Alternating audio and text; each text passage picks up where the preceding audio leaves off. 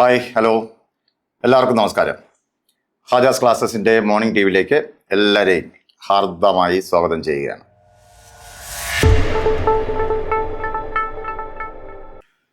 നമുക്ക് നോക്കാം. ഒരു പ്രീവിയസ് ചോദ്യം. ഇന്ത്യൻ മൺസൂണിൻ്റെ കവാടം എന്നറിയപ്പെടുന്ന സംസ്ഥാനം ഏത്? ഇന്ത്യൻ മൺസൂണിൻ്റെ കവാടം എന്നറിയപ്പെടുന്ന സംസ്ഥാനം ഏത്? അറിയാമോ? തമിഴ്നാട് ഇതാണ് ഫസ്റ്റ് ഓപ്ഷൻ. തെറ്റാണ്. കേരളം. ഇന്ത്യൻ മൺസൂണിൻ്റെ കവാടം എന്നറിയപ്പെടുന്നത് കേരളമാണ്. കറക്റ്റാണ്. അപ്പോൾ കേരളമാണ് ഇന്ത്യൻ മൺസൂണിൻ്റെ കവാടം എന്നറിയപ്പെടുന്ന സംസ്ഥാനം. ഇത് നമ്മുടെ കേരളത്തിൻ്റെ കാലാവസ്ഥ എന്ന് പറയുന്ന ഒരു ടോപ്പിക്കിനകത്ത് വരുന്നൊരു ചോദ്യമാണ്. ഇന്ത്യൻ മൺസൂണിൻ്റെ കവാടം എന്നറിയപ്പെടുന്ന സംസ്ഥാനം വേറെ ഒന്നുമല്ല, നമ്മുടെ തെക്ക് പടിഞ്ഞാറൻ മൺസൂൺ, സ്കൂൾ ഓപ്പണിംഗ് സമയത്ത് പെയ്യുന്ന മൺസൂൺ കേരളത്തിലൂടെയാണ് വന്ന് ഏതാണ്ട് ജൂലൈ ഒക്കെ ആകുമ്പോൾ നമ്മുടെ പാലക്കാട് ചുരത്തിലൂടെ തമിഴ്നാട്ടിലേക്ക് പോകുന്നു. തുടർന്ന് അങ്ങനെ അങ്ങോട്ട് വടക്കൻ സംസ്ഥാനങ്ങളിലേക്ക് അത് വ്യാപിക്കുന്നു. അപ്പോൾ അതാണ് ഇന്ത്യൻ മൺസൂണിൻ്റെ കവാടം എന്ന് നമ്മുടെ കേരളത്തെ വിശേഷിപ്പിക്കുന്നത്. നിങ്ങൾക്കറിയാം, മൺസൂൺ എന്നത് ഒരു അറബി പദമാണ്. മൺസൂൺ എന്നത് ഒരു അറബി പദമാണ്. ഇന്ത്യൻ മൺസൂണിൻ്റെ ഗതി, ഇന്ത്യൻ മൺസൂണിൻ്റെ വേഗത എന്നിവ മനസ്സിലാക്കിയ ഒരു പണ്ഡിതനുണ്ട് ആദ്യമായിട്ട്. ഹിപ്പാലസ് എന്നാണ് അദ്ദേഹത്തിൻ്റെ പേര്. ഹിപ്പാലസ്. ഇന്ത്യൻ മൺസൂണിൻ്റെ ഗതി, വേഗത എന്നിവ മനസ്സിലാക്കിയത് ഹിപ്പാലസ് ആണ്. ഈ ഹിപ്പാലസ് AD 45 ഇന്ത്യയിലെത്തി, കേരളത്തിലെത്തി. ഹിപ്പാലസ് കേരളത്തിലെത്തിയത് AD 1-ാം നൂറ്റാണ്ടിലാണ്, 45-ലാണ്. AD 45 ഹിപ്പാലസ് കേരളത്തിലെത്തിയെന്നാണ് വിശ്വാസം പറഞ്ഞിരിക്കുന്നത്. ഈ ഹിപ്പാലസ് നമ്മുടെ ചെങ്കടലുണ്ടല്ലോ, ചെങ്കടൽ, ഇതൊരു പ്രീവിയസ് ചോദ്യമാണ്. ചെങ്കടലിലൂടെ എളുപ്പമാർഗം ഇന്ത്യയിലേക്ക് കണ്ടെത്തിയ വ്യക്തി ഹിപ്പാലസ് ആണ്. ചെങ്കടലിലൂടെ കേരളത്തിലേക്ക് അല്ലെങ്കിൽ ഇന്ത്യയിലേക്ക് എളുപ്പമാർഗം കണ്ടെത്തിയത് ഹിപ്പാലസ് ആണ്. റെഡ് സീയിലൂടെ ഒരു എളുപ്പമാർഗം ഇന്ത്യയിലേക്ക് വരാൻ ആദ്യമായി കണ്ടെത്തിയതും ഹിപ്പാലസ് ആണ്.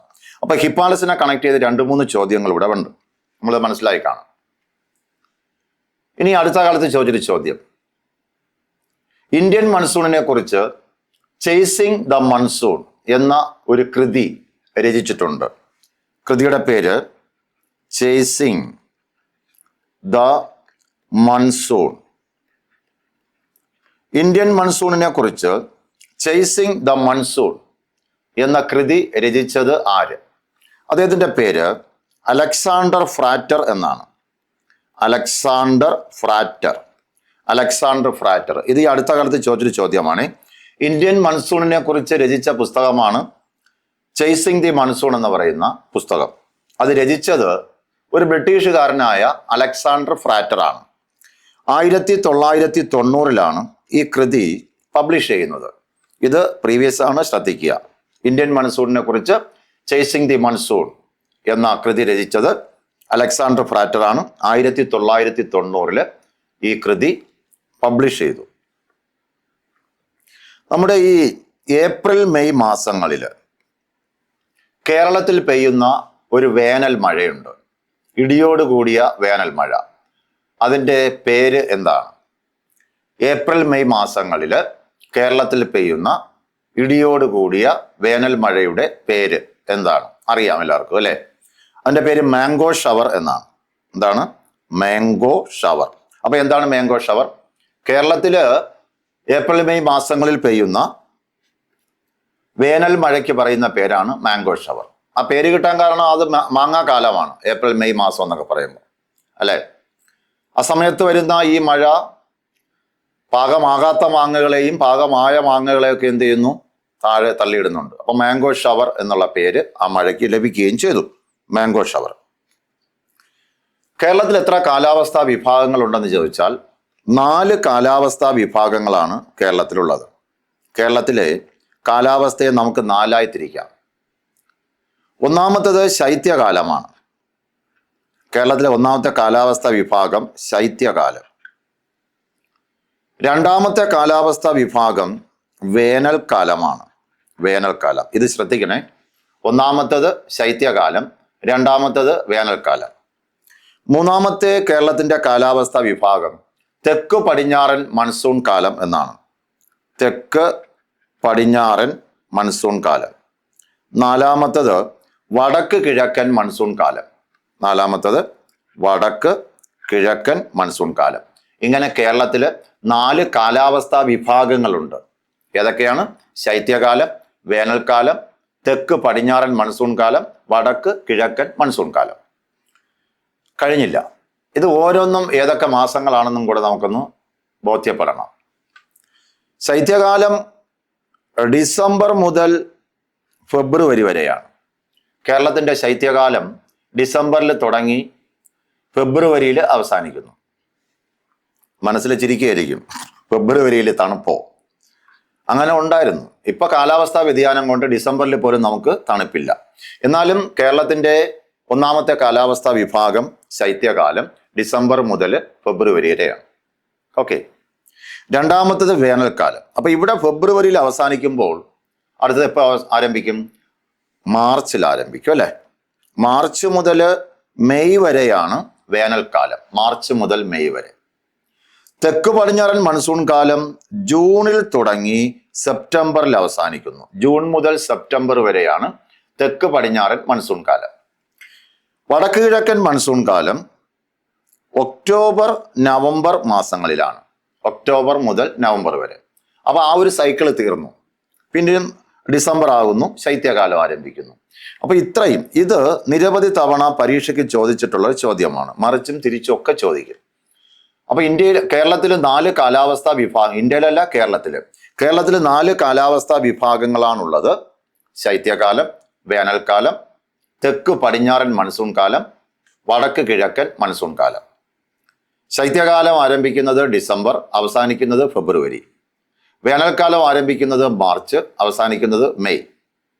തെക്ക് പടിഞ്ഞാറൻ മൺസൂൺ കാലം ആരംഭിക്കുന്നത് ജൂൺ, അവസാനിക്കുന്നത് സെപ്റ്റംബർ. വടക്ക് കിഴക്കൻ മൺസൂൺ കാലം ഒക്ടോബർ നവംബർ മാസങ്ങളിലാണ്. ക്ലിയർ? അത്രയും സെറ്റായി.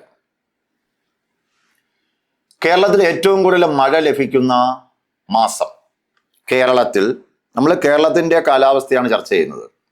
കേരളത്തിൽ ഏറ്റവും കൂടുതൽ മഴ ലഭിക്കുന്ന മാസം ജൂൺ അല്ല, ജൂലൈ ആണ്. കേരളത്തിൽ ഏറ്റവും കൂടുതൽ മഴ ലഭിക്കുന്ന മാസം ജൂലൈ, പ്രീവിയസ് ആണ്. കേരളത്തിൽ ഏറ്റവും കുറവ് മഴ ലഭിക്കുന്ന മാസം ജനുവരി മാസമാണ്. ഏറ്റവും കൂടുതൽ മഴ കേരളത്തിൽ ലഭിക്കുന്നത് ജൂലൈയിലും ഏറ്റവും കുറവ് മഴ കേരളത്തിൽ ലഭിക്കുന്നത് ജനുവരി മാസവുമാണ്. അങ്ങനെയാണെങ്കിൽ കേരളത്തിൽ ഏറ്റവും കൂടുതൽ മഴ ലഭിക്കുന്ന ജില്ല, കേരളത്തിൽ ഏറ്റവും കൂടുതൽ മഴ ലഭിക്കുന്ന ജില്ല കോഴിക്കോടാണ്. ഏറ്റവും കൂടുതൽ മഴ ലഭിക്കുന്ന കേരളത്തിലെ ജില്ല കോഴിക്കോട്. ഏറ്റവും കുറവ് മഴ ലഭിക്കുന്ന കേരളത്തിലെ ജില്ല തിരുവനന്തപുരമാണ്. തിരുവനന്തപുരം, TVPM. കൂടുതൽ മഴ കേരളത്തിൽ കോഴിക്കോടും കുറവ് മഴ ലഭിക്കുന്നത് നമ്മുടെ തിരുവനന്തപുരത്തുമാണ്.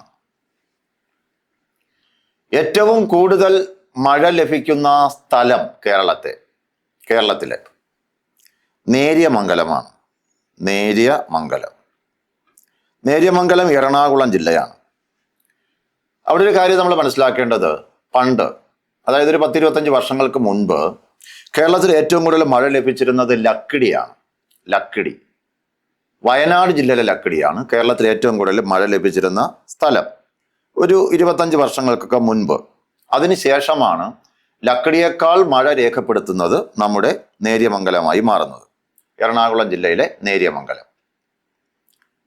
ലക്കിടി ഏറ്റവും കൂടുതൽ മഴ ലഭിച്ചിരുന്നത് കൊണ്ട് തന്നെ ലക്കിടിക്ക് വേറൊരു ചോദ്യം കൂടെ ഉണ്ട്.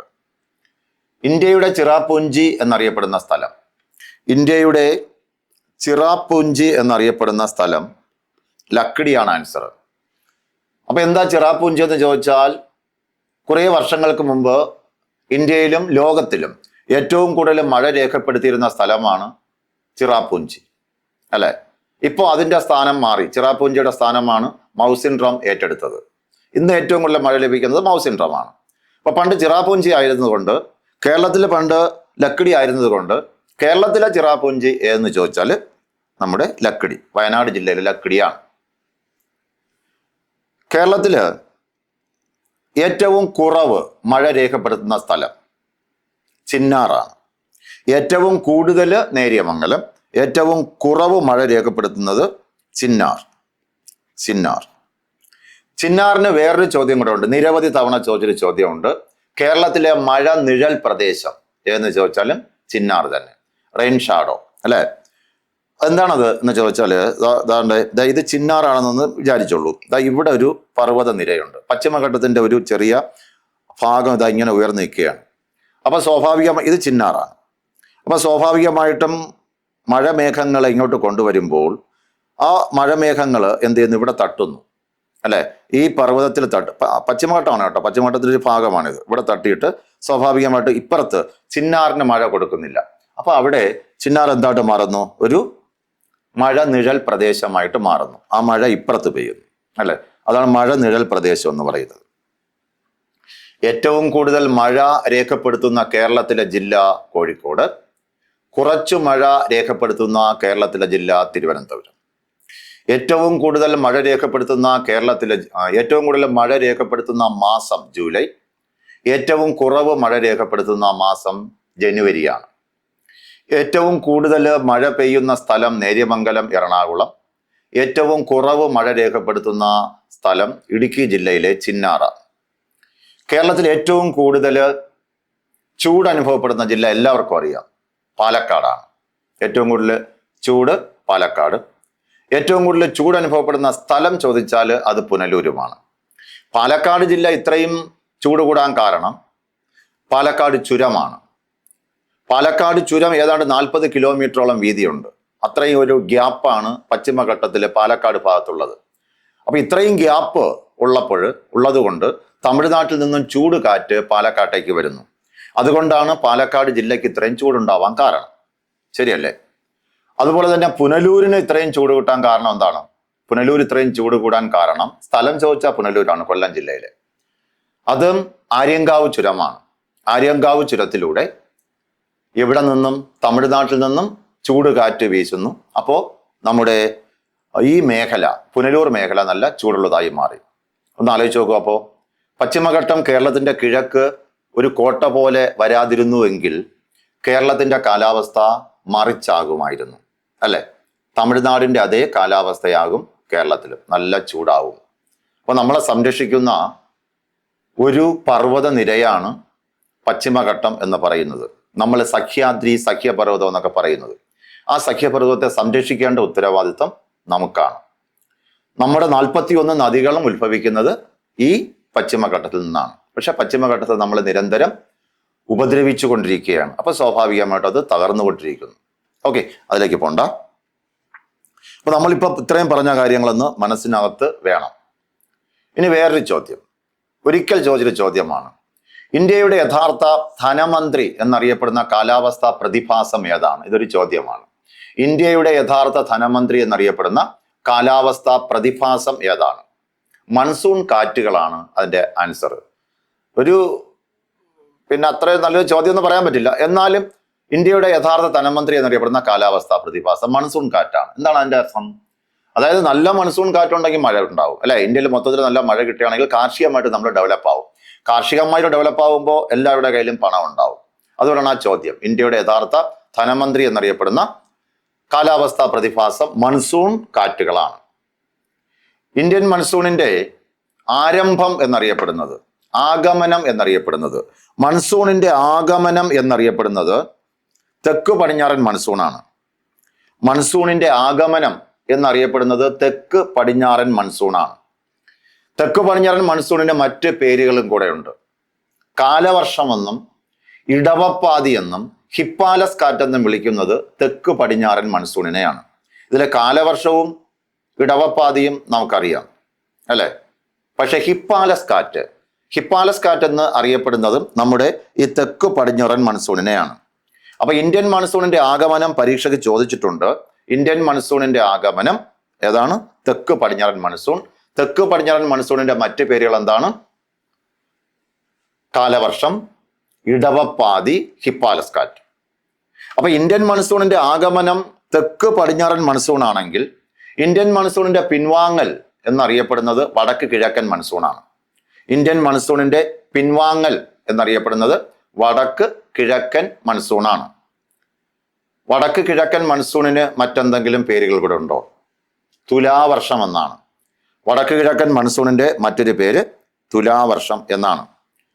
അപ്പോൾ കേരളത്തിന്റെ കാലാവസ്ഥയുമായി ബന്ധപ്പെട്ട് ചുരുക്കം ചില കാര്യങ്ങൾ നമ്മൾ ഈ സമയത്തിനുള്ളിൽ ഇവിടെ ഡിസ്കസ് ചെയ്തു.